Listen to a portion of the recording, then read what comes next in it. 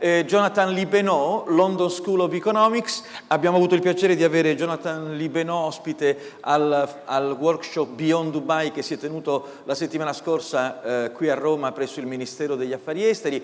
Jonathan, let me ask a question about just continuing the consideration Luigi made just before. Too much fragmentation, too much regulation. What is really guilty of our lack of competitiveness? Well, let me speak about those topics in relation to research that we've been doing at the London School of Economics. And we've been following three main trends and using three kinds of research approaches, but they come together to show a new kind of dynamics to the internet and the telecommunications network that we have. So let me speak just briefly about each of these, and we'll come back to the general point about European fragmentation and regulation. But I'll speak first about the architecture of the internet and the telecommunications network and how that's changing.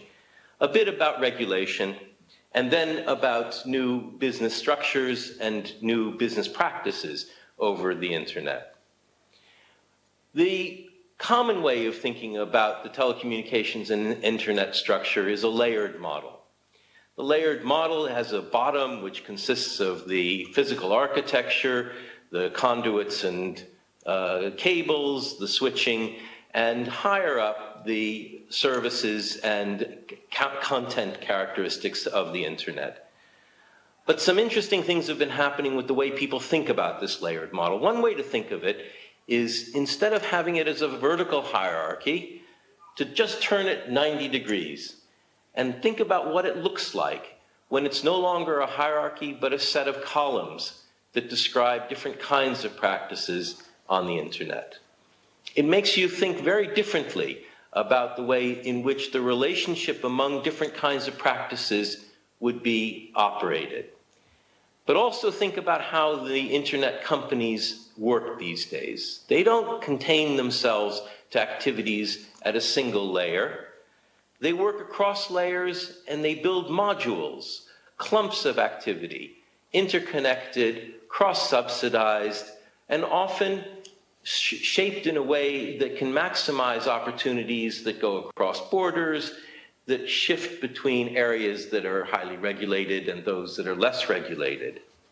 And these new ways of looking at the structure, the architecture of the internet, give us a new way of looking at the way business actually occurs on the internet in some places. All right, let me come back to that in a minute, but speak briefly about regulation. We've inherited from decades past companies, practices, and regulatory assumptions. Not all of the regulatory practices of the 1990s are still with us, but there's still a set of assumptions about what ought to be regulated and what not to be regulated that refers to debates that occurred in the 1990s when the mobile networks were just beginning, when the World Wide Web was just expanding, and when commercial uses of the internet were new. And yet, despite the changes that occurred in 1998 with the liberalization of the European market and the role of the World Trade Organization in changing the business structure of the internet, we're still influenced strongly by the divisions that predated that liberalization and certainly didn't characterize the changes that we've experienced in the 15 years since. So we've got this division between what's regulated and what's not regulated, and regulatory practices to do with charging and price structures, to do with access, and to do with market size that are related to, in effect, a different world, or at least a different way of dealing with the dynamics that the architecture of the past was describing. In the US, for example, information services are not regulated, and by determination of the